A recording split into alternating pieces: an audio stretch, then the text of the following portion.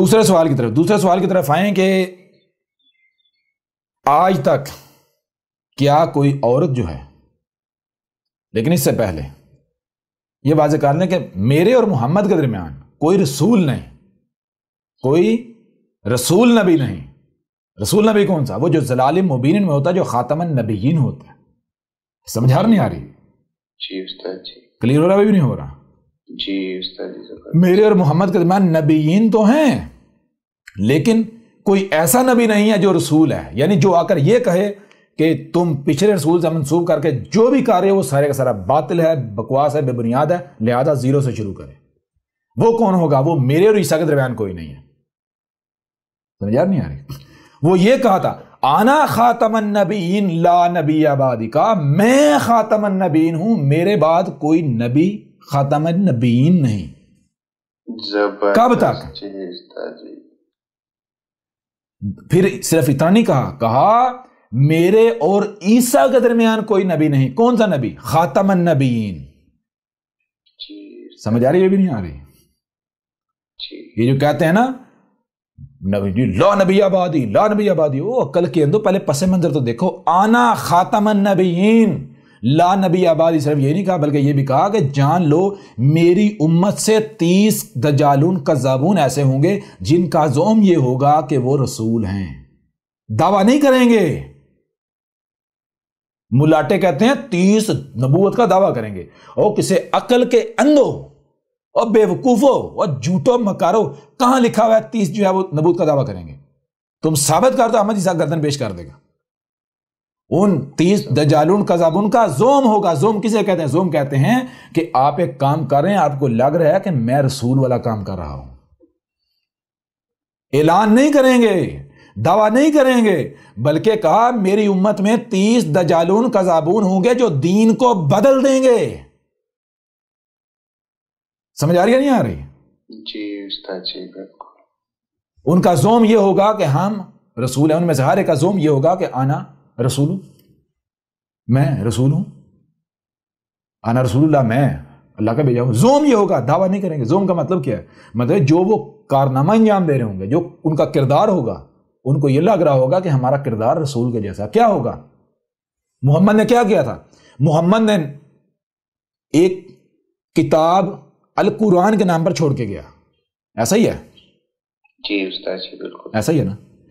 تو کہا تھا میرے بعد 30 دجالون کذابون ہوں گے جن کا زوم، یعنی جو میرے مقابلے پر میرے جیسا کام کریں گے۔ وہ کون ہیں؟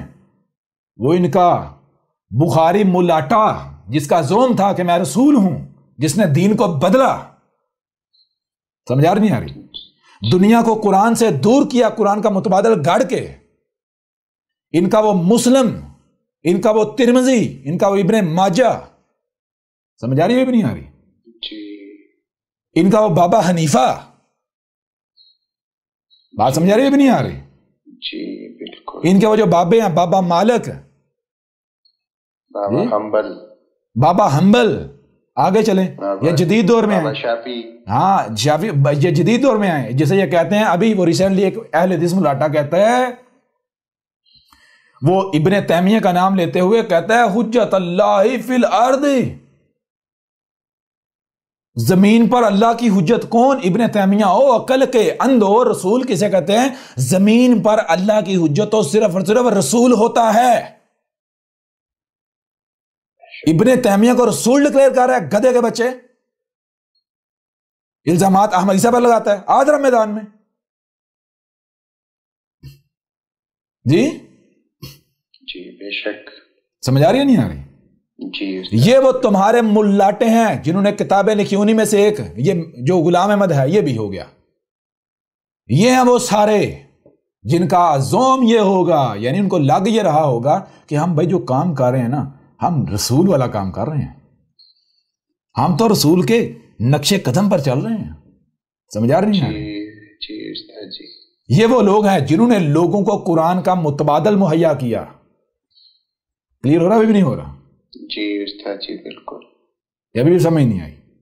جی استاد جی۔ اب بائیں دوسرے سوال کی طرف۔ دوسرا سوال یہ تھا کہ آج تک کوئی عورت بھی ایسی ہوئی جس نے نبوت کا دعویٰ کیا؟ تو پہلی بات، پھر جو ہے وہ دوسری بات کہ کیا اللہ عورت کو اس قابل نہیں سمجھتا؟ یا پھر عورت جو ہے وہ ذہنی طور پر کمزور ہوتی ہے یا اس قابل نہیں ہوتی کہ اسے یہ ذمہ داری نہ دی جائے، تو اس میں سب سے پہلی بات تو یہ ہے، دیکھیں غور کیجیے گا،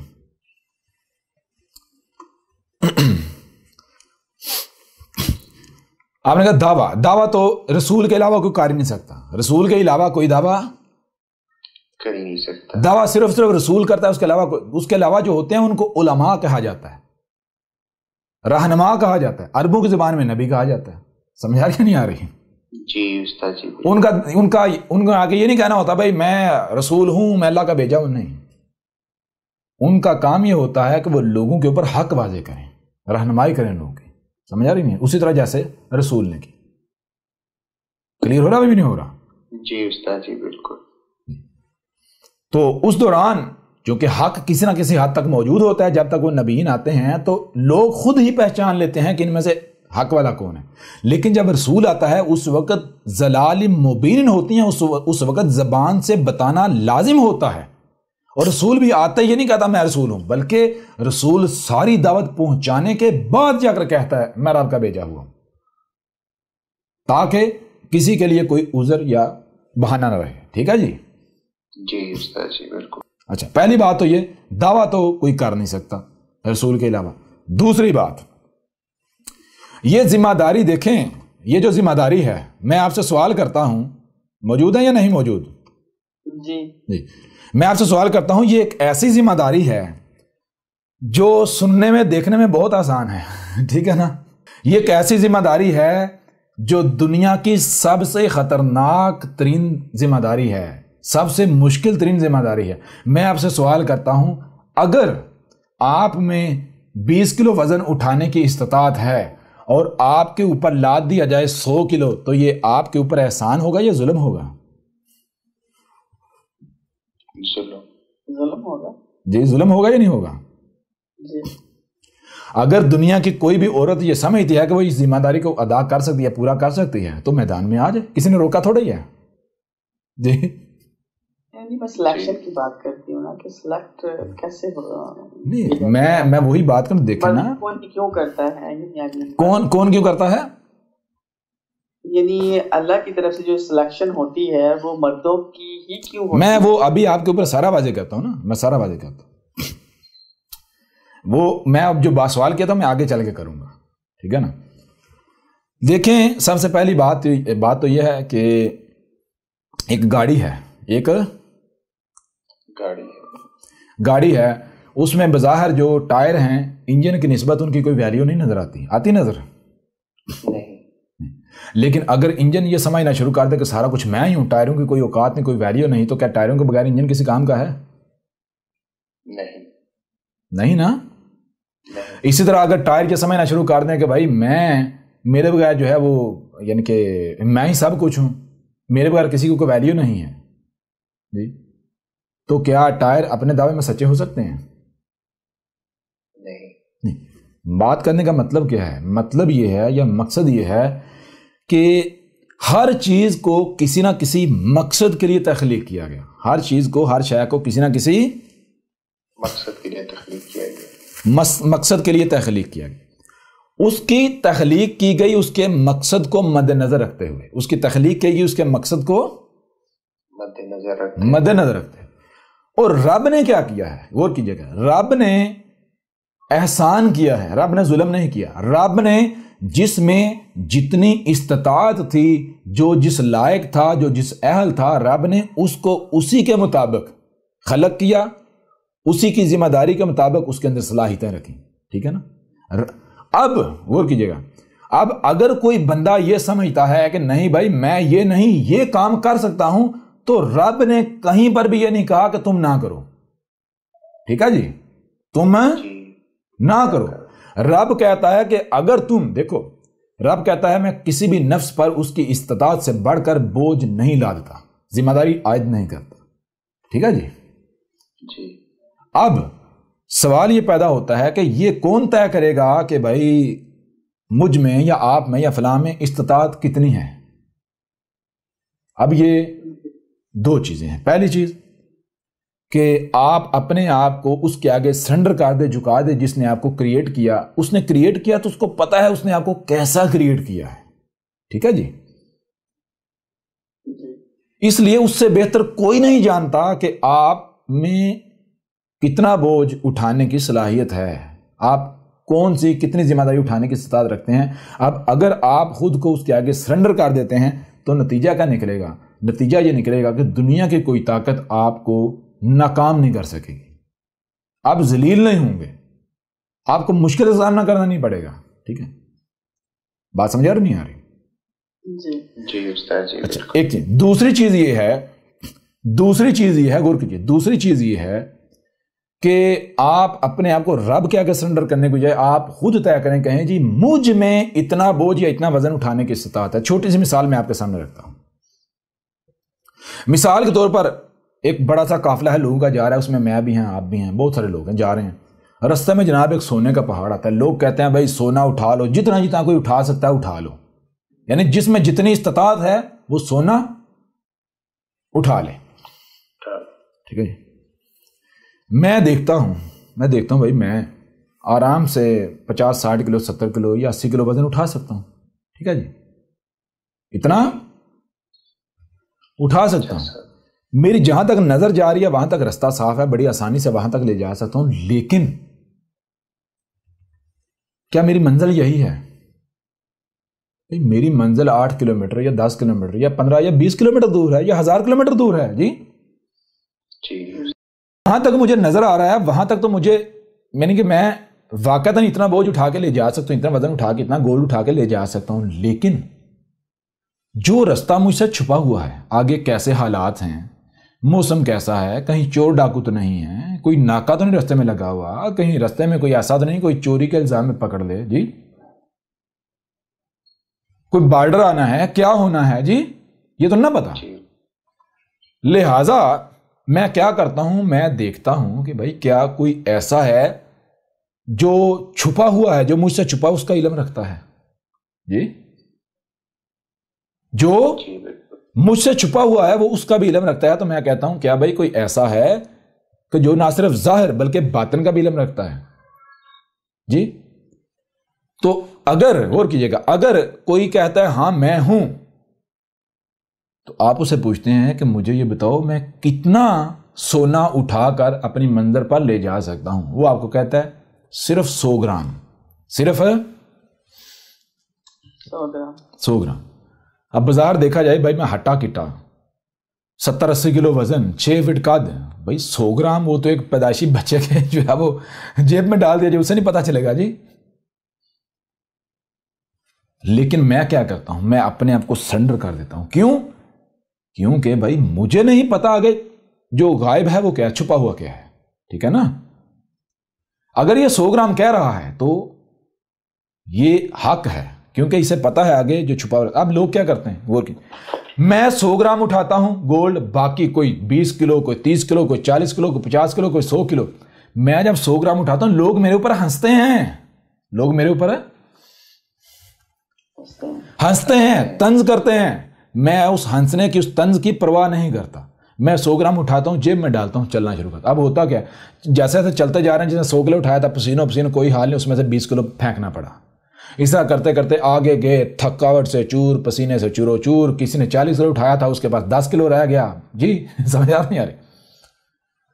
جناب 20 کلومیٹر سفر طے کیا، 30 کلومیٹر سفر طے کیا، آگے کیا ہوا، آگے جناب لگا ہوا ہے ناکا۔ آگے کیا لگا ہوا ہے؟ ناکا۔ وہ دیکھتے ہیں کہ بھائی جس کے پاس بھی 100 گرام سے زیادہ گولڈ ہے، ٹھیک ہے جی، یا جس کے پاس بھی گولڈ ہاتھوں میں اٹھایا ہوا یا جیبوں میں ویزیبل نظر آ رہا ہے کہیں بھی، تو اس کو روک لیتے ہیں۔ جس کے پاس ان کو محسوس نہیں ہوتا کہتے ہیں بھائی تو جا، تو جا۔ اب وہاں کیا ہوتا ہے، وہاں میں گزر جاتا ہوں اور باقی سارے کے سارے پکڑے جاتے ہیں، آؤ بھائی چھتر پڑتے ہیں، گولڈ بھی آتا ہے، لتر بھی کھاتے ہیں، مرتے بھی ہیں، گردے میں کٹواتے ہیں، اور میں ہنستا کھیلتا آرام سے منزل پر پہنچتا تھا، کوئی مجھے پریشانی نہیں ہوتی۔ ٹھیک ہے جی؟ یہ بات کیوں کی، یہ بات اس لیے کی کہ اگر آپ اپنے آپ کو اپنے رب کے آگے سرنڈر کر دیتے ہیں، آپ کہتے ہیں اے میرے رب، میں اگر ظاہر کو دیکھوں تو ظاہر کی بنیاد پر میں اس ذمہ دار کی بھی اٹھا سکتا ہوں، میں یہ بھی کر سکتا ہوں، میں وہ بھی کر سکتا ہوں، میں ایسا بھی کر سکتا ہوں، ویسا بھی کر سکتا ہوں۔ ٹھیک ہے جی؟ لیکن یہ میں ظاہر کی بنیاد پر کہہ رہا ہوں، مجھے نہیں پتا باطن کیا ہے۔ تو العلیم الحکیم ہے، ٹھیک ہے جی، تو نہ صرف ظاہر بلکہ باطن کا بھی علم رکھنے والا ہے، لہٰذا اے میرے رب جو باطن ہے، ظاہر کے ساتھ ساتھ جو باطن ہے اس کو سامنے رکھتے ہوئے میرے حق میں فیصلہ سنا، بتا، یا میرے اوپر اتنا لاد، وہ ذمہ داری عائد کر، وہ لاد جس کو میں اٹھانے کی استطاعت رکھتا ہوں۔ اب اگر آپ خود کو اپنے رب کے حوالے کر دیں گے تو رب آپ کے اوپر جو ذمہ داری عائد کرے گا وہ بالکل گویا کہ ایسا ہے جیسے آپ نے کپڑے اپنے جسم پر کیری کیے ہیں۔ کیا کبھی آپ کو لگا کہ آپ نے بوجھ اٹھایا ہوا ہے جو کپڑے پہنے ہوتے ہیں؟ نہیں۔ رب جو ذمہ داری عائد کرتا ہے وہ بالکل ایسے ہوتی ہے گویا کہ آپ نے کوئی کار ہی نہیں رہے، آپ دنیا کے سب سے آزاد شخص ہوتے ہیں، آپ کو پتا ہوتا ہے آزادی کیا چیز ہے۔ ابھی سمجھ آ رہی ہے بھی نہیں آ رہی؟ جی ٹھیک ہے۔ اچھا، اس کے برعکس اگر کوئی یہ کہتا ہے، غور کریں، اگر کوئی یہ کہتا ہے جی مجھ میں یہ استطاعت ہے، میں یہ کر سکوں، میں وہ کر سکوں، تو رب کیا کہتا ہے؟ رب کہتا ہے بھائی میں تو ہر کسی پر اتنا ڈالوں گا جتنی اس میں استطاعت ہے۔ اب اگر تم کہتے مجھ میں اتنی استطاعت ہے، ٹھیک ہے، یہ لو اٹھاؤ، تو یہ لو جی۔ اب ایسا کرنے والا پھر بعد میں چیخیں مارتا ہے، چلاتا ہے، کلیئر ہو رہا بھی نہیں ہو رہا، روتا ہے، پھر ذمہ داری الٹا رب پر ڈال دیتا ہے، کہتا تیرا قصور ہے، یا تیرا ہی قصور ہے جی، جب تجھے پتا تھا میں نہیں اٹھا سکتا تو زبردستی میرے اوپر لاد دیتا۔ تو رب کہتا ہے میں نے تو کہا تھا، جب تیرے اپنا شوق تھا، تیری اپنی خواہش تھی، تو مجھے کیا اعتراض تھا جی؟ جب تو کہہ رہا تھا یار اب تو غلط ہے میں سچا ہوں، تو ٹھیک ہے اپنے آپ کو سچا ثابت کر کے دکھانا۔ سمجھ آ رہی ہے بھی نہیں آ رہی؟ یہاں وہ آیت بھی آ جاتی ہے، وہ آیت نکالیں جی، یہ آیت بھی آپ کو سمجھ آ جائے گی اور آپ کو یہ جواب بھی بہت آسان طریقے سے مل جائے گا۔ سورہ البقرہ کی آیت میں 286 ہے، لا یکلف اللہ نفسا الا وسعها، لا یکلف اللہ، اللہ جو ہے وہ کسی ایک بھی نفس کو اس کی وسعت سے زیادہ اس کا مکلف نہیں بناتا، ٹھیک ہے جی۔ لیکن آگے کیا ہے؟ لہا ما کسبت و علیہا ما اکتسبت، وہی بات، اگر آپ اپنے آپ کو اللہ کہہ کے سرنڈر کرتے ہیں، اے میرے رب، اے میرے اللہ، تو طے کر مجھ میں کتنی استطاعت ہے، لہٰذا جب اپنے آپ کو رب کہہ کے سرنڈر کرتا ہے، رب اتنا ہی اتنے کا مکلف بناتا ہے جتنی اس میں استطاعت ہے۔ وہ بندہ ایسا جیسے آزاد ہے، کچھ کر ہی نہیں رہا، عیاشی گویا کر رہا ہے۔ آگے کہا لہا ما کسبت و علیہا ما اکتسبت، اسی کا ہے جو اس نے کرتوت کیا، اسی کا ہے جو کرتوت اس نے کیا۔ سمجھا نہیں آ رہی؟ جو کسب اس نے کیا وہ اسی کا ہے، نہ صرف اسی کا، وعلیہا ما اکتسبت، اور جو اس کسب کی وجہ سے، اس کے اس کرتوت کی وجہ سے رد عمل آئے گا وہ بھی اسی کے اوپر آئے گا، وہ بھی اسی کے اوپر آئے گا۔ لہٰذا اگر کوئی یہ سمجھتا ہے کہ بھائی میں یہ کر سکتا ہوں، میں وہ کر سکتا ہوں، رب کہتا ہے بھائی کر لے، طے کر لے تو نے کیا کرنا ہے، لیکن یہ جان لے بعد میں جب اس کا رد عمل آئے گا تو وہ تیرے اوپر آئے گا۔ یہ وہ چیز ہے جو شروع سے احمد عیسیٰ سمجھاتا ہے، یہ آیت بھی سامنے رکھ کے کہ بھائی جو کہا جاتا ہے صرف وہی کرو، جان بوجھ کے یہ یعنی کہ یہ نہ کرو یہ ادھر بھی اس کے ساتھ پنگا، اس کے ساتھ پنگا۔ شروع سے احمد عیسیٰ نے کہا کہ آپ اس طرح دعوت دو جیسے میں دے رہا ہوں، دیکھو مجھے دیکھو جی، کسی کے سامنے آپ کو اپنے آپ کو واضح کرنے کی ضرورت نہیں ہے۔ آپ جو ہے فیک آئیڈیز بناؤ، ان آئیڈیز سے آپ جس کو اپنے سگے بھائی کو اپروچ کرنا چاہتے ہو اسے اپروچ کرو، ہم سائے کو اپروچ کرنا چاہتے ہیں اپروچ کرو، لیکن خود سامنے جا اپنا آپ کسی کے اوپر واضح نہ کرو۔ لیکن نہیں جناب شوق ہے ہم دلائل دیں گے اور لوگ متاثر ہو جائیں گے اس علم سے، ٹھیک ہے بھائی کرو، پھر موجیں کرو۔ سمجھ آ رہی نہیں آ رہی؟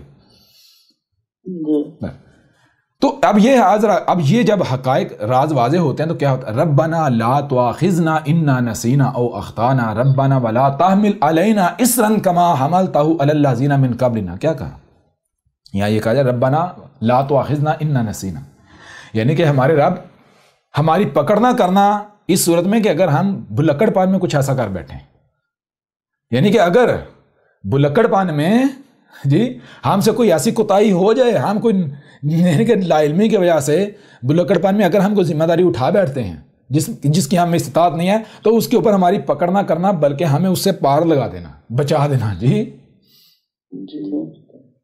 او اخطانا، اور کیا ہے، اور اگر کوئی ہم سے ایک خطا ہو جاتی ہے، یعنی کہ نہ چاہتے ہوئے کوئی غلطی ہو جاتی ہے، تو اس پر بھی ہماری پکڑ نہ کرنا، ہمیں جو ہے بچا لینا.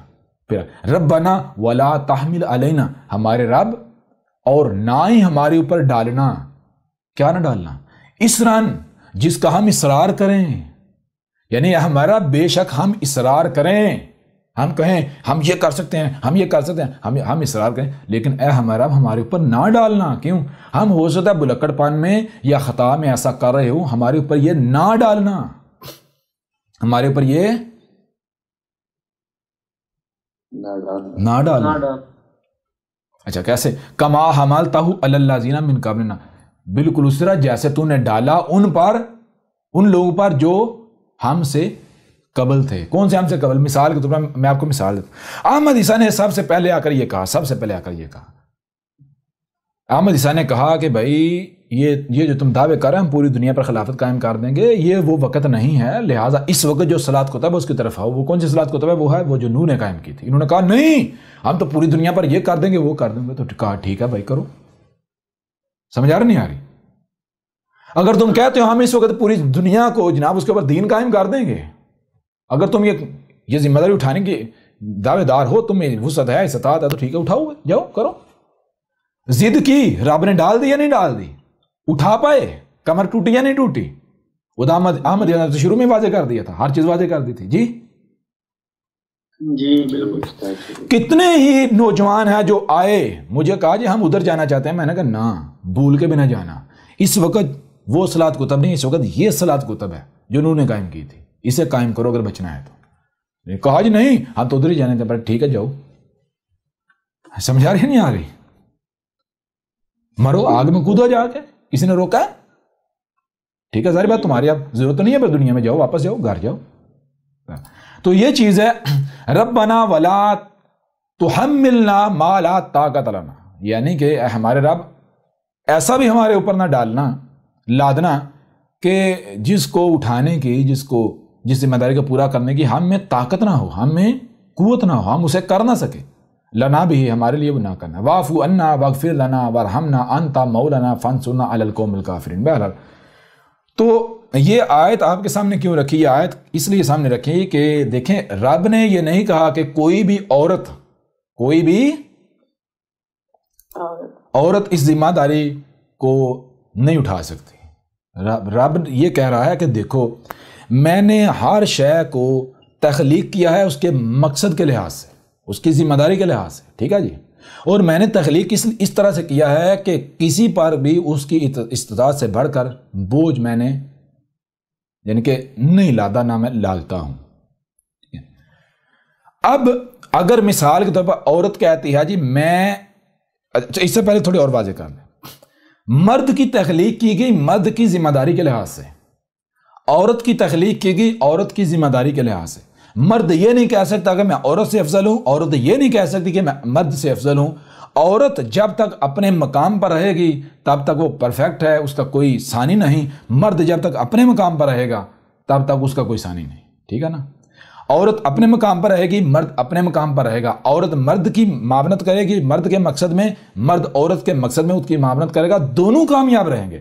لیکن اگر عورت نے مرد کی ذمہ داری اٹھانے کی یعنی کہ وہ دعویٰ کیا اور مرد نے عورت کی ذمہ داری اٹھانے کا دعویٰ کیا تو نتیجہ کیا نکلے گا؟ نتیجہ بالکل یہی نکلا جیسے مشین کے اندر دو پرزے ہیں، ایک جو دو پرزے ان کو ایک دوسرے کی جگہ پر فٹ کر دیا جائے، اس پرزے کو نکال کے ادھر اس کی جگہ پر، اس کو نکال کے اس جگہ پر لے جائے، نتیجہ کیا نکلے گا؟ آپ خود بتا دیں. تھوڑا سا کلیئر کر دیں. وہ ہو جاتا ہے سارا ہو جائے گا. یہ چیز کلیئر. یہ اعتراض دیکھیں، یہ اعتراض تب کرنا چاہیے کہ بھائی عورت کو یہ ذمہ داری کیوں نہیں دی گئی، اور یہ اعتراض تب کرنا چاہیے جب یہ ذمہ داری ایسی ہے کہ یہ ذمہ داری پوری کرنے سے آپ کو ٹاپ کا کریڈٹ ملے گا، ٹاپ کا درجہ ملے گا، اور آپ کو جس ذمہ داری کی اس ذمہ داری کو ادا کرنے سے آپ وہ درجہ نہیں ملے گا، انعام وہ نہیں ملے گا. سمجھ آ نہیں آ رہی؟ اس کو دوبارہ بتائیں کیا ہے. یعنی مثال کے طور پر آپ تب یہ کہہ سکتے ہیں کہ بھائی میں یہ نہیں وہ کام کرنے کی صلاحیت رکھتا، میں نے وہ کرنا ہے. آپ کو یہ تب کہنا چاہیے جب یہ ہو کہ بھائی اس کام کرنے سے درجہ بلند درجہ ملے گا، اور یہ جو آپ کو ذمہ داری دی کہ کام ہے اس سے درجہ بلند نہیں ملے گا، نیچے والا درجہ ملے گا. تو آپ کہہ سکتے ہیں بھائی میں بلند درجے کا طلبگار ہوں یا طلبگار ہوں. جی کلیئر ہو رہا نہیں ہو؟ لیکن ذرا غور کریں. اب پہلی چیز یہ ہے کہ یہ ذمہ داری انتہائی سخت ہے، اس میں انتہائی مضبوط اعصاب ہونے چاہیے. آپ نے دیکھا پوری دنیا آپ کی دشمن ہے، گالیاں، الزامات، تہمتیں، ملامتیں، دیکھ نہیں رہے آپ؟ ہم تجھے قتل کر دیں گے، ہم یہ کر دیں گے، ہم وہ کر دیں گے. اس کے لیے جو بڑے بڑے اپنے آپ کو فن یہاں سمجھتے ہیں ان کے اعصاب جو آپ دے جاتے ہیں. یہاں سے آپ سمجھ لیں ملک کا آرمی چیف ہے، ایک فتویٰ اس کے اوپر لگا ہے، وہ سارے مولوی پکڑ کے اس نے اندر دے دیے. جی سمجھ آ رہی نہیں آ رہی؟ تو پھر احمد عیسیٰ ہے نا، پھر دنیا میں وہ کون سی عورت ہے کہ جس کو اگر مثال گالیاں دی جائیں تو آگے سے چپ رہے؟ جی بڑے بڑے ہونا چاہیے نا، جو یہ سمندری اٹھائے گا اس کو پتا ہوگا نا کہ پارٹ آف دا جاب ہے. میں نے اس کی طرف نہیں دیکھنا، میں نے تو صرف پڑھتے رہنا ہے آگے آگے جو میری سمندری میں نے اس کو پورا کرنا ہے.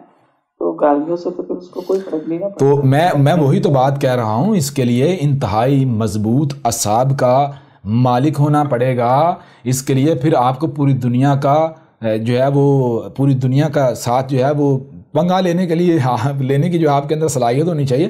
اگر کوئی بھی عورت سمجھتی ہے کہ میں یہ کر سکتی ہوں تو میری پیاری سسٹر، میری پیاری بہن، رب نے کہیں پر بھی یہ نہیں کہا کہ کوئی عورت اس ذمہ داری کو نہ اٹھائے، یہ نہیں کہا. ٹھیک ہے نا، منع نہیں کیا. رب نے یہ واضح کر دیا ہے کہ میں نے یہ جو ذمہ داری ہے، یہ ذمہ داری صرف اور صرف مرد جو ہے وہ اٹھا سکتا ہے، عورت اس کی اہلیت نہیں رکھتی، کیونکہ عورت کو میں کسی اور مقصد کے لیے خلق کیا ہے. ٹھیک ہے نا. پھر ایک اور چیز ہے، مرد بھی یہ ذمہ داری جو ہے عورت کی معاونت کے بغیر اس کے لیے انتہائی مشکل ہو جاتا ہے.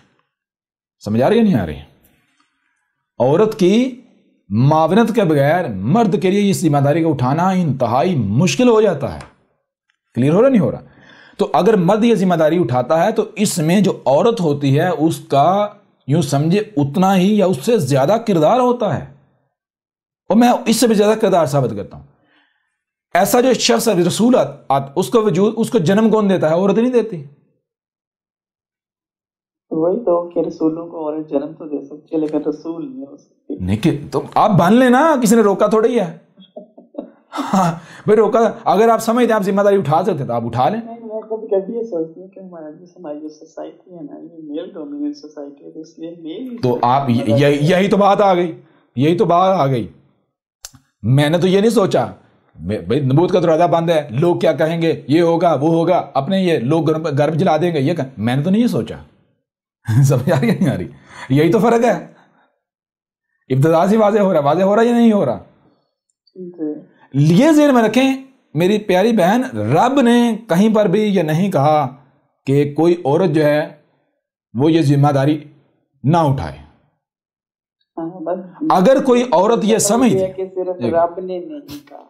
نہیں، عورت اگر یہ سمجھتی ہے کہ میں اس ذمہ داری کو اٹھا سکتی ہوں تو ٹھیک ہے، وہ اٹھا کے دکھا دے. لیکن یہ ذہن میں رکھے کہ رب نے اسے اس مقصد کے لیے تخلیق نہیں کیا، اس کی تخلیق اس مقصد کے لیے ہوئی نہیں. یہ کہہ دیتے ہیں نا کہ دیکھیں پہلی بات اگر رب نے منع نہیں کیا تو اس میں یہ ہو جاتا ہے بالکل صحیح ہے، رب نے منع نہیں کیا. اگر آپ اپنے آپ کو اس اہل سمجھتے ہو یا اس قابل بنا لیتے ہو تو مطلب کہ آپ رسول ہو سکتے ہو.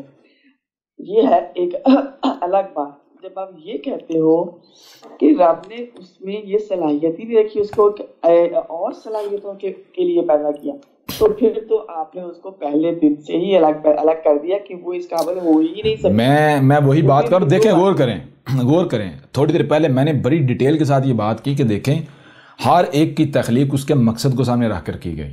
ہر ایک کی تخلیق اس کے ایک منٹ اچھا غور کیجئے گا. دیکھیں یہ جو ذمہ داری ہے، غور کریں. میں پہلے آپ کو بتایا، اگر غور کریں آپ میں وزن اٹھانے کی استطاعت ہے 50 کلو، آپ میں وزن اٹھانے کی استطاعت کتنی ہے؟ 50 کلو اٹھانے کی استطاعت ہے. ٹھیک ہے جی. اور آپ اگر دعویٰ کرتے ہیں میں 100 کلو اٹھا سکتا ہوں تو ٹھیک ہے اٹھا لیں, اٹھا کے دکھا دیں. لیکن اگر رب آپ کے اوپر یہ لادتا ہے 100 کلو, رب ظلم کرے گا. ایک منٹ, رب نے آپ کے اوپر یہ ذمہ داری عائد نہیں کی, لیکن اگر آپ یہ سمجھتے ہیں کہ آپ اس ذمہ داری کو ادا کر سکتے ہیں, آپ یہ سمجھتے ہیں کہ میری تخلیق ایسی ہے, تو آپ کر لیں, کر کے دکھا دیں. ہاں جی, یہاں تک بالکل صحیح ہے کہ اگر آپ اپنے آپ کو اس اہل ثابت کرتے ہیں اور سمجھتے ہیں کہ اٹھا سکتے ہیں, تو رب کو کوئی اعتراض نہیں ہے, رب آپ کو دے سکتا ہے وہ ذمہ داری. نہیں, رب نے تو, رب تو میری پیاری بہن, رب تو دیکھیں نا رسول کی صورت میں شروع میں جب ظلال مبین ہوتی ہیں تب تک سامنے آتا ہے, اس کے درمیان کرو موجیں کرو جو چاہے کرو, روکا تھوڑی ہے کسی نے. میں اس کی دور کی نہیں بات کری, مطلب یہ میں کہ صرف سمجھنے کے لیے یہ پوچھ رہی ہوں کہ چلے مان لیا کہ ظلال مبین ہے, ہر طرف گمراہیاں ہی ہیں, تو اس وقت اگر یہ عورت کوئی ذمہ داری اٹھانی چاہیے تو رب کو تو کوئی اعتراض نہیں نہ ہو سکتا. تو رب کیوں اعتراض کرے گا؟ رب کو اعتراض کرنے کی ضرورت بھی کیا ہے؟ جب دیکھیں نا رب اس ذمہ داری نہیں لاد رہا اس کے اوپر, وہ خود اٹھا رہی نا, تو رب کو کیا اعتراض ہے؟ خود اٹھا رہی. رب نے ابھی دیکھیں رب نے کیا کہا, رب نے کیا کہا, لا یکلف اللہ نفسا الا وسعها. اللہ جو ہے, ایک منٹ, اللہ جو ہے کسی ایک بھی نفس کو اس میں جتنی استطاعت ہوتی ہے اس کے علاوہ اس کا مکلف نہیں بناتا, اللہ نہیں کرتا ایسا. اچھا آگے ایک منٹ, ظاہر بتا سارے ہیں, سارے ہیں. آگے دیکھیں نا, آگے رب نے یہ نہیں کہا جی نہ کرنا, جس کی تمہیں جو ذمہ داری اٹھانے کی تمہیں وسعت نہیں ہے وہ نہ کرنا. رب کیا کہہ رہے ہیں, لہا ما کسبت و علیہا ما اکتسبت. اب جو بھی کرتوت آپ کرتے ہیں, آپ سمجھتے ہیں بھائی مجھ میں یہ وسعت ہے, مجھ میں یہ وسعت ہے, تو وہ جان لیں وہ میرا کام نہیں ہے, وہ میں نے آپ کو اوپر نہیں, وہ آپ کی اپنی ذمہ داری ہے. اب اس کی وجہ سے جس رد عمل کا آپ کو سامنا کرنا پڑے گا, جو تکلیفیں جو مصیبتیں آپ کے اوپر آئیں گی, تو پھر چیخیں نہیں مارنا, مجھے ذمہ دار نہیں ٹھہرانا. بات سمجھ آ رہی نہیں ہے؟ دونوں کے لیے یہ وارننگ دونوں کے لیے, ظاہر ہے دونوں کے لیے, عورت کے لیے, دونوں کے لیے, بالکل دونوں کے لیے, ہر ایک کے لیے ہے جی, ہر ایک کے. تو رب نے کہیں پر بھی یہ نہیں کہا, رب تو دیکھیں نا میری پیاری بہن, رب یہ نہیں کہہ رہا ہر مرد کو اٹھ کے نبی بن, نہیں, صرف وہی جو اس کی صلاحیت رکھتا ہے. بالکل. چیز یہ ہے کہ آپ گویا کہ part of machine who, Hare part کو اس کے مقصد کے لیے تخلیق کیا گیا, اس کا الگ مقام ہے. اگر وہ اپنے مقام پر رہتے ہوئے اپنی ذمہ داری پوری کرے گا, جب ہر پارٹ اپنی ذمہ داری پوری کرے گا, پوری مشین بہترین چلے گی. اگر کوئی پارٹ اپنی ذمہ داری چھوڑ کر دوسرے پارٹ کی ذمہ داری کی طرف نظر کرتا ہے, تو نہ وہ اپنی ذمہ داری پوری کر پائے گا, نہ دوسرے کو کرنے دے گا. نتیجہ کیا نکلے گا؟ بات سمجھ نہیں آ رہی؟ چیز یہ ہے کہ اگر تو جناب یہ کہا جائے کہ یہ کام کرو گے تو آپ کو 10 لاکھ ملیں گے, اور یہ کرو گے تو آپ کو 5 لاکھ ملیں گے, لہٰذا آپ نے 10 لاکھ والا نہیں, آپ نے 5 لاکھ والا کرنا ہے, تو پھر تو ظلم ہے. آپ کہہ سکتے ہیں بھائی مجھے کیوں 5 لاکھ, میں 10 لاکھ والا بھی کر سکتا ہوں, میں 10 لاکھ کما سکتا ہوں, آپ یہ کہہ سکتے ہیں. لیکن جب رب نے جو اجر ہے وہ وہی رکھا ہے, عورت کی اپنی ذمہ داری, مرد کی اپنی ذمہ داری. اگر عورت اپنی اس ذمہ داری کو پورا کرتی ہے تو وہی اجر اسے ملتا ہے, وہی بدلہ ملتا ہے. تو کیا ضرورت ہے یعنی کہ تھوڑا کام کر کے پورا اجر لینے, اپنا زیادہ مشقت اٹھانے کی اور اجر اتنا ہی لینے کی؟ بہتر نہیں ہے کہ آرام سے سکون سے بغیر کسی تکلیف کے, بغیر پریشانی کے جو کام ہوتا ہے وہ کرو, اور جو ہے وہ اجر پورے کا پورا لو. جی رب تو احسان کر رہا ہے, کہ آسان سہل ذمہ داری دے کر کریڈٹ اتنا ہی دیا جا رہا ہے, بدلہ اتنا ہی دیا جا رہا ہے, وہی دیا جا رہا ہے. ٹھیک ہے نا؟ ٹھیک ہے. اور جو ہم نے پہلے بات کی اس میں میرے ذہن میں 2 سوال آئے ہیں جی. ایک تو وہ ہے جو آپ نے کہا کہ سورج سے جو گرمی آتی ہے وہ ٹھنڈی آتی ہے, اور زمین میں جب ان کا اختلاط ہوتا ہے, یعنی ان کے جو گیسز ایک دوسرے کے ساتھ ملتی ہیں, پھر اس سے جو بانڈ کریک ہوتے ہیں, تو اس کی وجہ سے ہیٹ جو ہے وہ زمین کے اوپر بڑھتی جا رہی ہے جی. جو کہ یہ گیسز وغیرہ جو ہم کاربن مونو آکسائڈ گاڑیوں کی وجہ سے جو گیسیں ہم نے ہوا میں چھوڑی ہوئی ہیں وہ زمین کے اندر کی, اور ہم نے اس کو باہر لا کے فضا میں چھوڑ دیا اور پھر اس وجہ سے ساری پولوشن ہے اور گرمی ہے نا جی تو تابکاری اس وجہ سے ہو رہی ہے.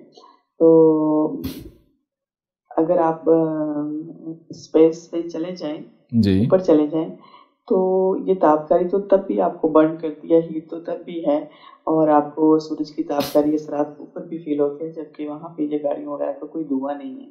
تو اس کے بارے میں آپ کا کیا خیال ہے؟ ایک سوال یہ. اور دوسرا یہ کہ جب ہم حضرت ابراہیم علیہ السلام کی بات کر رہے تھے کہ ابراہیم علیہ السلام نے کہا کہ میرا رب جو ہے وہ مشرق سے سورج نکالتا ہے, اور اس نے حکومت کو کہا کہ آپ مغرب سے لے نکالیں.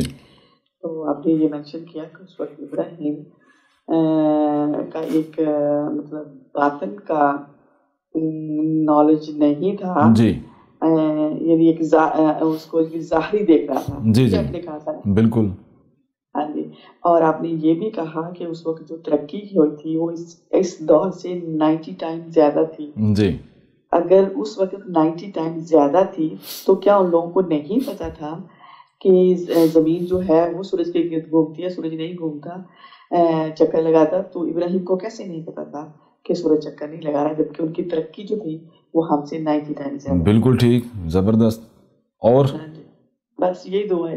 ٹھیک ہے, پہلا سوال کیا تھا؟ پہلا سوال وہی سورج کی گرمی والا. سورج کی گرمی والا. دوسرا سوال کہ اگر وہ قوم جو ہے وہ لوگ جو ہے وہ 90% آگے تھے تو ان کو پھر کیا, یعنی کہ یہ نہیں پتا تھا کہ جو ہے وہ زمین نہیں گھوم رہی, یعنی کہ سورج جو ہے وہ گھوم رہا ہے, اپنا زمین کے جو ہے گھومنے کا علم نہیں تھا. تو میری پیاری بہن, یہ ہم پہلے بار بار یہ بات واضح کر چکے ہیں کہ ایک دور جو آیا ہے, جو دور ابراہیم سے کچھ عرصہ قبل سٹارٹ ہوا ہے اور وہاں سے لے کر یہ چلا ہے, یہ اس کا اینڈ ہوا ہے سلیمان علیہ السلام کے وقت. ٹھیک ہے, یہ وہ دور تھا جب جو ٹیکنالوجی تھی وہ صرف جو سٹیٹس ہیں ان کے پاس تھی, جو صرف جو ریاستیں ہیں ان کے پاس تھی, عوام کے پاس کچھ نہیں تھا. عوام کو ٹیکنالوجی کو نہیں استعمال کرنے دیتے تھے, عوام کو تو سنگاتے بھی نہیں تھے. ٹھیک ہے نا, جو بھی تحقیقات ہوتی تھی, جو بھی تجربات ہوتے تھے, جو کچھ بھی ہوتا تھا اس سے عوام کو 100% غافل رکھا جاتا تھا. عوام جو ہے اس کو غلام یعنی پتھر کے طور میں رکھا ہوا تھا.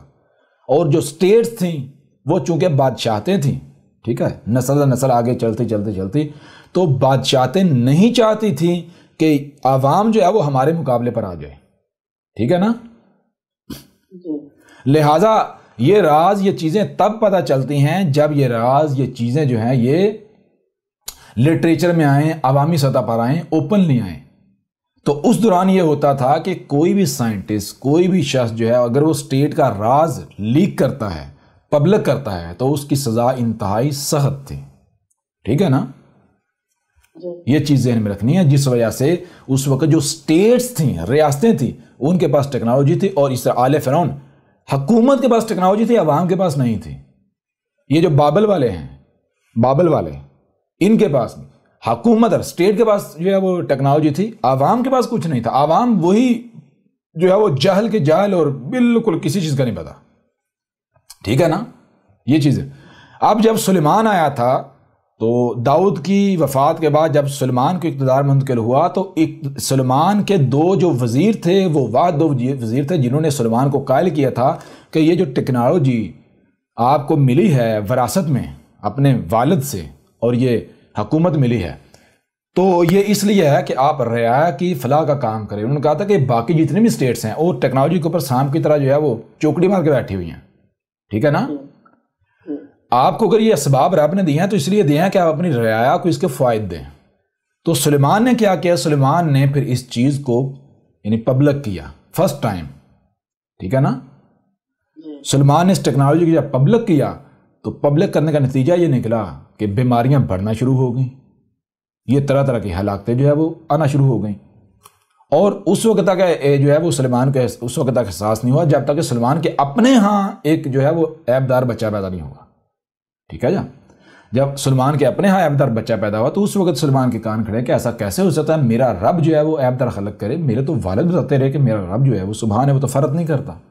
جی یہ کیسے ہو سکتا ہے یہ میرے رب کی حکم؟ لہٰذا اس وقت پھر سلیمان نے جتنے بھی یعنی سائنٹسٹ تھے، میڈیکل فیلڈ کے جو لوگ تھے بڑے بڑے، ان کو جمع کیا کمیٹی سے، ان کا تحقیقات کرو، یہ بچہ پیدا ہوا تو ایسے ہوا کیا؟ انہوں نے پھر جب تحقیقات کر کے رپورٹ سامنے رکھی تو انہوں نے کہا بھائی یہ بشر جو ہے یہ ہیومن باڈی ہے تو کیمیکل فارمولہ ہے، ٹھیک ہے نا، تو جو کیمیکل آپ اس کو فراہم کریں گے تو اس سے وہی بنے گا۔ انہوں نے بتایا اس کی ساری جو وجہ کیا ہے، وجہ ہے یہ رزق، خوراک، ٹھیک ہے نا، یہ جینیٹیکلی موڈیفائڈ بیج ہیں، یہ سارا کچھ ہو رہا ہے، یہ کھاد ہیں، یہ سارا کچھ جو آپ پبلک آپ نے کیا ہوا ہے۔ تو پھر سلیمان نے اسی وقت کہا تھا اے میرے رب، نہ صرف سلیمان نے وہ جو مارکیٹیں تھی گاڑیوں کی اور یہ ساری جدید یہ ختم کر دی فوری، یعنی کہ وہ ایمرجنسی لگا دی، بلکہ ساتھ سلیمان نے کہا جیسے مثال کے طور پر آپ ایک ایسے کارخانے میں کام کرتے ہیں جو کارخانہ زہر بناتا ہے دوائی کے نام پر، آپ کو کہا جاتا ہے بھائی یہ کارخانہ زہر بنا رہا، آپ نہیں مانتے، آپ کہتے ہیں نہیں بھائی یہ تو مسیحا ہے، لیکن کل کو آپ کا اپنا بچہ بیمار ہوتا ہے، اسی کارخانے کی دوائی سے آپ کے بچے کی ڈیتھ ہوتی ہے، تو مجھے کہتا ہے پھر آپ مانیں گے یا نہیں مانیں گے؟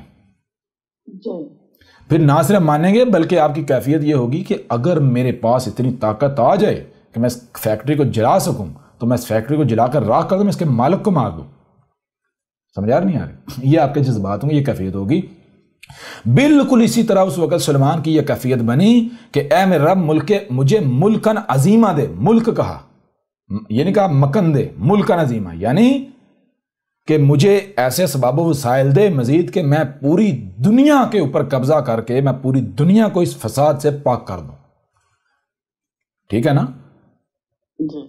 یعنی کہ آج بے شک سٹیٹس کے پاس یہ ٹیکنالوجی ہے، لیکن کل کو آہستہ آہستہ یہ پبلک ہو جائے گی، پبلک ہوئی تو زمین تو تباہ ہو جائے گی۔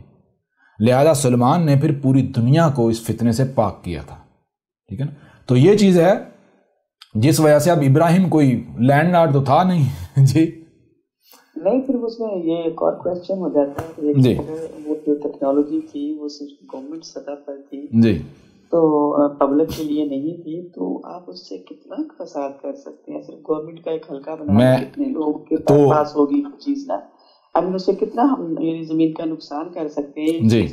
دوسری پھر یہ چیز کہ حضرت ابراہیم علیہ السلام تک جب وہ اس کے اثرات ہی نہیں آ رہے تھے، پبلک تک اثرات ہی نہیں تھے، تو وہ کس کو صحیح کرنے کے لیے نکلے تھے؟ دیکھیں سب سے پہلی بات یہ ہے کہ اگر اسٹیٹ استعمال کر رہی ہے تو رب کیا دیکھتا ہے؟ رب انتظار کرے گا کہ کل کو تباہی آئے تو پھر روکے اسے جی؟ کیا رب ایسا کرے گا؟ اگر ایک منٹ، اگر مثال کے طور پر آپ کی آنکھوں کے سامنے اگر بچے غلط کام کر رہے ہیں، آپ کو پتہ ہے اگر یہ کام جاری رہا تو کل کو گھر بھی جل کر راکھ ہوگا، تو کیا آپ ان کو کرنے آزادی دے دیں گے؟ دیکھیں ہمارے ساتھ 1400 سال تک یہ انتظار ہی ہو رہا ہے، ہم یہاں تک پہنچے تو اب جا کے تو آپ میں سے آپ کو اختیار دیا ہوا تھا نا، سلیمان جو ہے وہ رسول تھوڑے تھا، سلیمان تو نبی تھا۔ سلیمان تو جیسے آپ کہتے ہیں، سلیمان تو اسی طرح ایک شخص ایک فرد اٹھا تھا بنی اسرائیل میں سے، وہ کوئی رسول تھوڑا ہی تھا، یعنی رسول اللہ و خاتم النبیین تھوڑا ہی تھا۔ میرا کہنے کا مطلب یہ ہے کہ جب ان تک وہ اثرات تھے ہی نہیں، پبلک تک اثرات نہیں تھے جی، تو پبلک کو کیسے پتہ چلا کہ یہ سارا کچھ ہو رہا ہے، ہمیں اس کے خلاف ہو رہا ہے؟ مثلا میں بات آپ کی یہ نہیں سمجھا، پبلک تک اثرات نہیں تو پبلک کو کس چیز کا پتہ چلا؟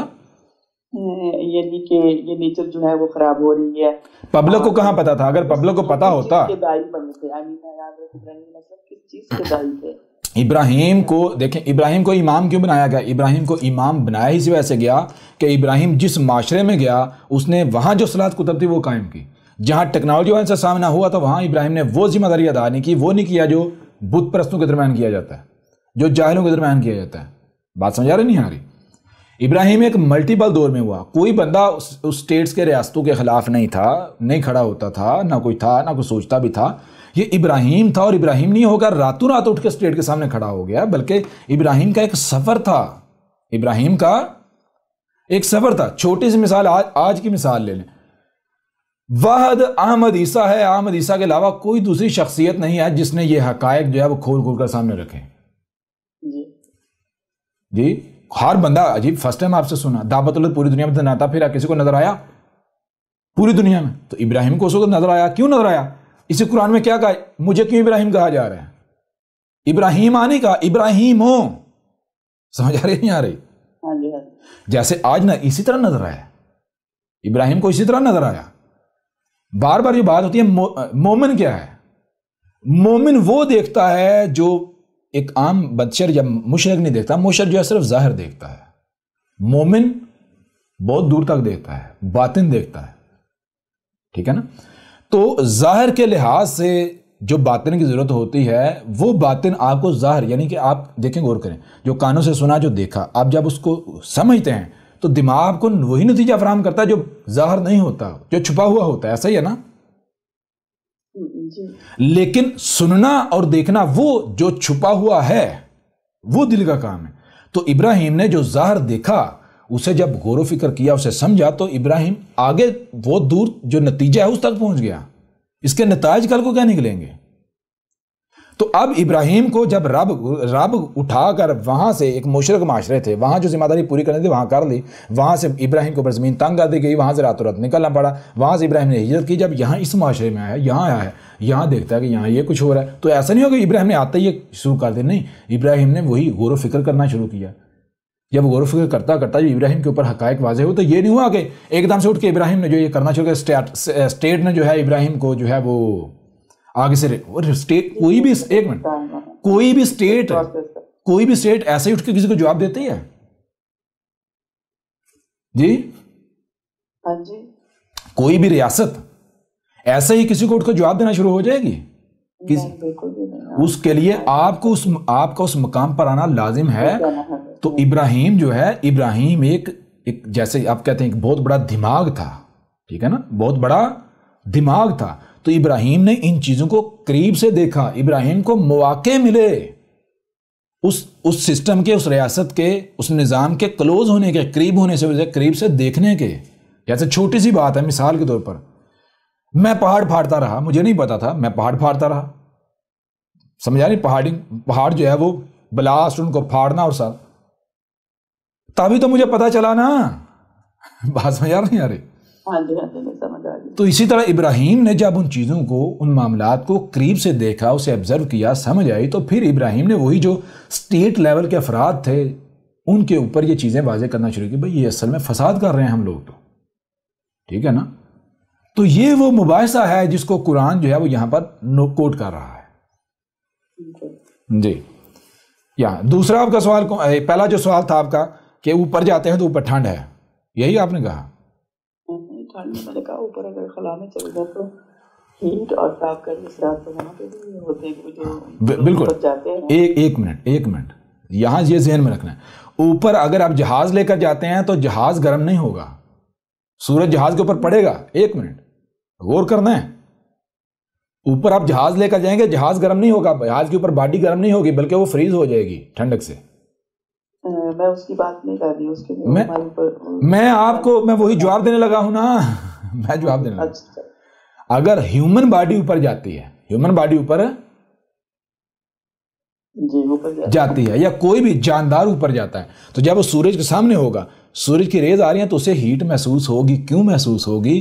کیونکہ جو سورج سے آنے والی جو ریز ہیں وہ اس کی باڈی میں جب آ کے باڈی سے ٹکرائیں گی, جب باڈی میں داخل ہوں گی تو اس کی باڈی کے اندر جا کے ڈیٹونیٹ ہوں گی. کیونکہ آپ کی باڈی انہی عناصر سے بنی ہے جن عناصر سے سورج کی جو ریز ہیں وہ ڈیٹونیٹ ہوتی ہیں. بات سمجھ آ رہی نہیں آ رہی؟ کلیئر ہو رہا نہیں ہو رہا؟ اس وجہ سے آپ کو ہیٹ محسوس ہوگی. وہ لوہا لے کر جائیں گے, لوہا گرم نہیں ہوگا, کاپر گرم نہیں ہوگا, کوئی بھی لکڑی لے کر جائیں گے, لکڑی گرم نہیں ہوگی. کلیئر ہو رہا نہیں ہو رہا؟ وہ ریفلیکٹر ہے اور جو ہیومن ہے وہ ایبزاربر. ہاں ایبزارب, ہیومن کا جتنے بھی جاندار ہیں تو ہاں ان کے اندر وہ جب ریز آئیں گی داخل ہوں گی تو ان کے اندر وہ ڈیٹونیٹر موجود ہے نا, وہ ایلیمنٹس, وہ عناصر موجود ہیں جن کے ساتھ جب اختلاط ہوگا تو تابکاری بے نقاب ہوگی, بلاسٹ ہوں گے. کیونکہ آپ کی باڈی سورج کی ریز سے انرجی بھی تو لے رہی ہے نا, اس کو یوز بھی تو کرنا ہے نا, جی پروسیس کرنا ہے. جی کلیئر ہوا نہیں ہوا؟ جی استاد جی, ایک سوال ہے استاد جی ابراہیم علیہ السلام کے بارے میں. جی, ابراہیم علیہ السلام رسول تھے کہ نبی تھے استاد جی؟ رسول تھے.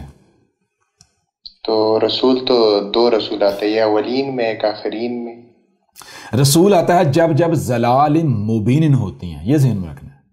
ٹھیک ہے نا, جب زلال مبین ہوتی ہیں. اب یہ دیکھنا ہوتا ہے, غور کیجیے گا, اب ہر قوم کو 2 موقع دیے جاتے ہیں, 2 بار موقع دیا, تیسری دی جاتا ہے. پہلی چیز یہ ہوگی.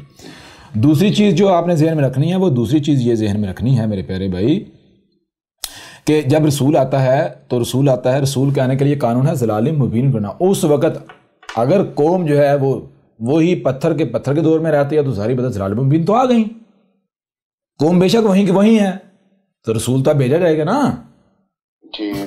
لیکن اگر ضلال مبین آتے آتے تک قوم جو ہے وہی وہ شجرۃ الملونہ جو ہے، یہ چھپی مخلوقات، جو متشابہ مخلوقات کا سلسلہ، اس کے پیچھے پڑتے ہوئے دن بدن آگے بڑھتے اتنا آگے بڑھ جاتا ہے کہ ہلاکت سر پہ ہے، تو پھر کیا آئے گا؟